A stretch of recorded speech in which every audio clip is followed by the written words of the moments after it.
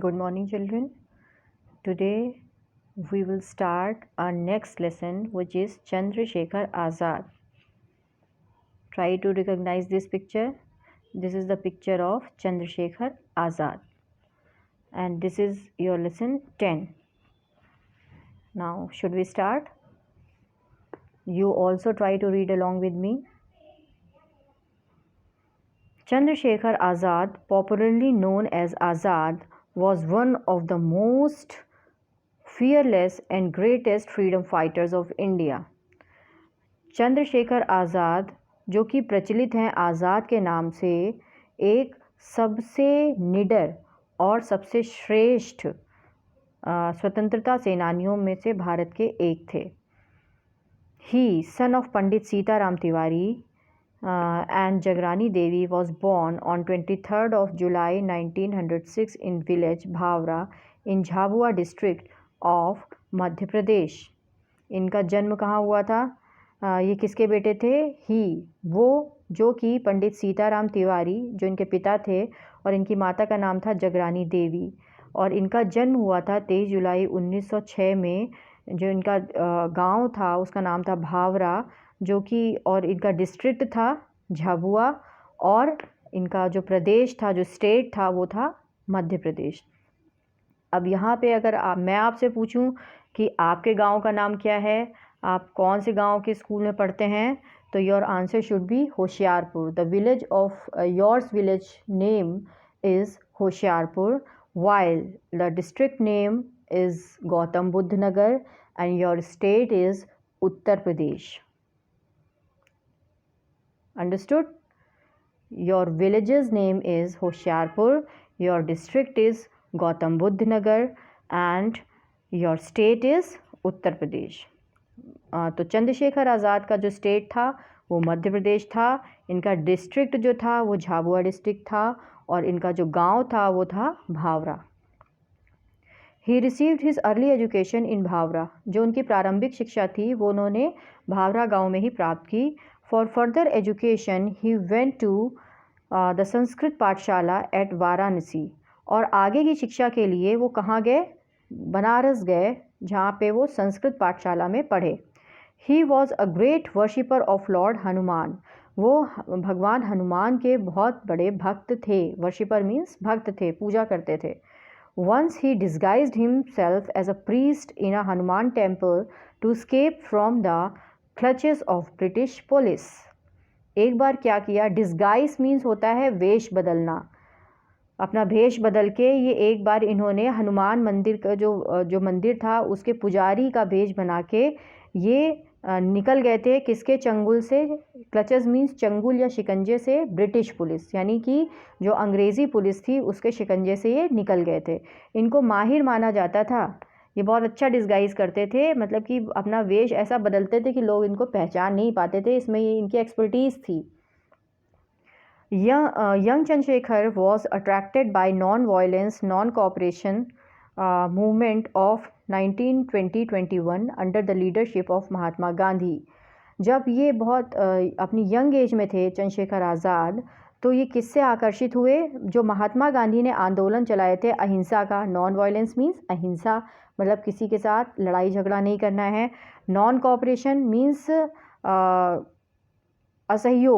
असहयोग आंदोलन जो इन्होंने चलाया था, जो कि 1920 और 21 में चलाया था और महात्मा गांधी ने चलाया था, तो उससे ये बहुत आकर्षित हुए थे Chandrashekhar Azad. He joined the movement and was arrested and produced before the magistrate. अब उन्होंने इस आंदोलन को में हिस्सा लिया. ही ज्वाइन मतलब उन्होंने हिस्सा लिया इस आंदोलन में, और अरेस्ट कर लिए गए, गिरफ्तार कर लिए गए, and produced before magistrate.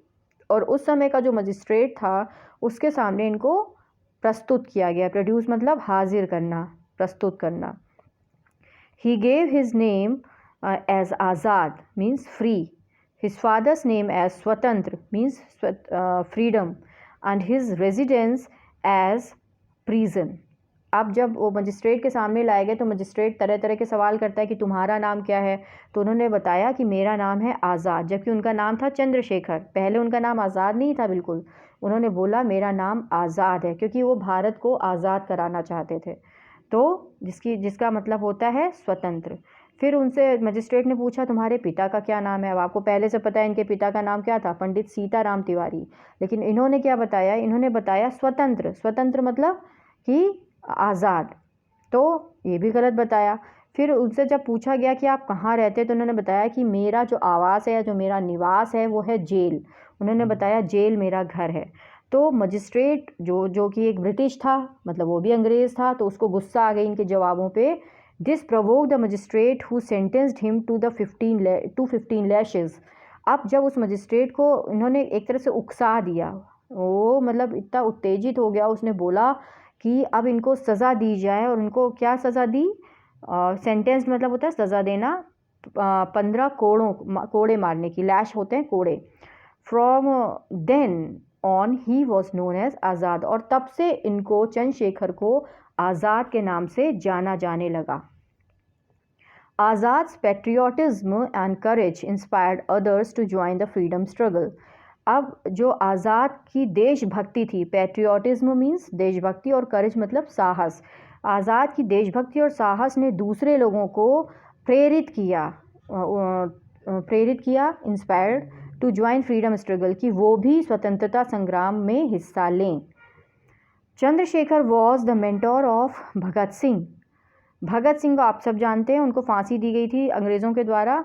Bhagat Singh जो थे वो चंद्रशेखर आज़ाद को अपना गुरु मानते थे। Who was also a great freedom fighter. और भगत सिंह अपने आप में एक बहुत महान स्वतंत्रता सेनानी रहे। Both Chandrashekhar and Bhagat Singh actively participated in revolutionary activities. दोनों कौन, चंद्रशेखर और आज़ाद और भगत सिंह दोनों ने बहुत सक्रिय भूमिका निभाई। रिवॉल्यूशनरी मतलब क्रांतिकारी एक्टिविटीज़ में, गतिविधियों में हिस्सा लिया।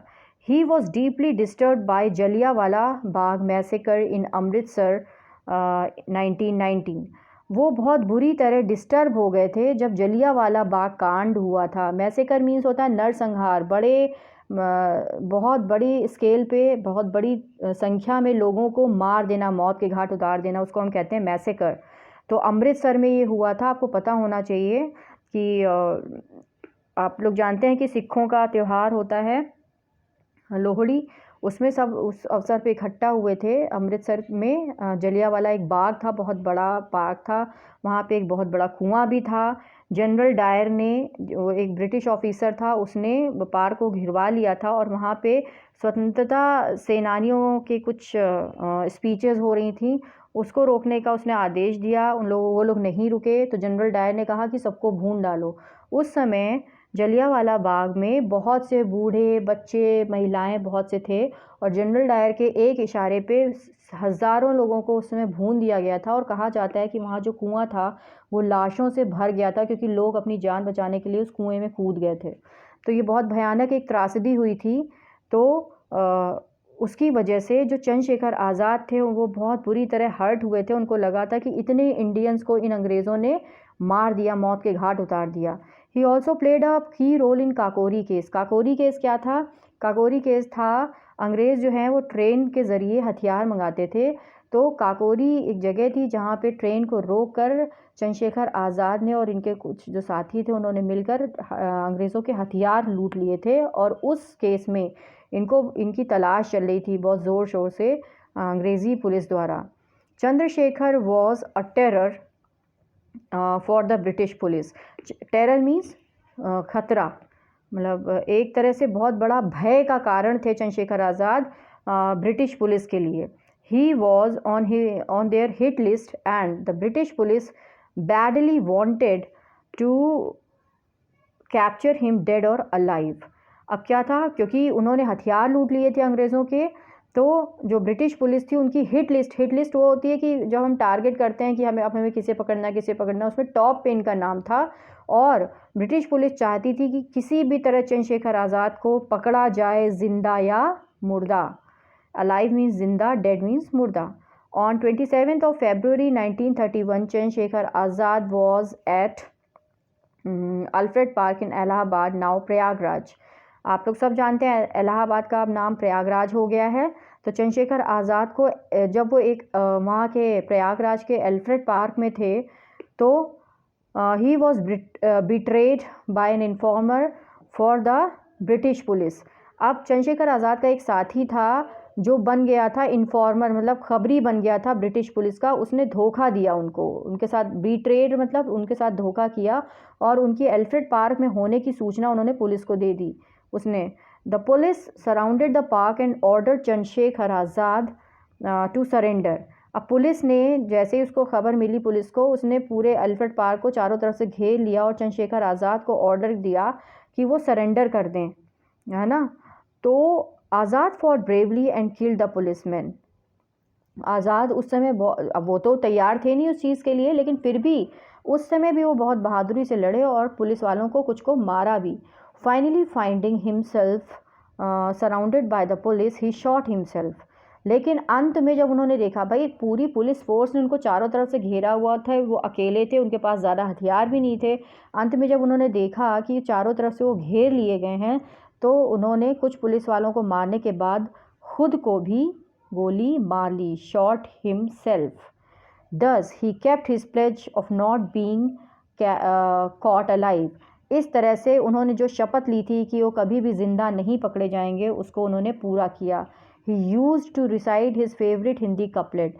वो कपलेट होती हैं कुछ लाइनों, कुछ जो छोटी कविताएं होती हैं उनकी कुछ एक दो पंक्तियां, उनको हम कपलेट कहते हैं। तो ही यूज्ड टू रिसाइट, वो बोला करते थे इन पंक्तियों को। दुश्मन की गोलियों का हम सामना करेंगे, आज़ाद ही रहे हैं, आज़ाद ही रहेंगे।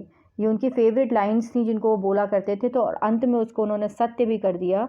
उन्होंने अपने आप को गोली मार के ये सिद्ध कर दिया, ये मतलब अपनी शब्दों को रख लिया, उनका मान रखा कि हम आज़ाद ही रहे हैं और आज़ाद ही रहेंगे।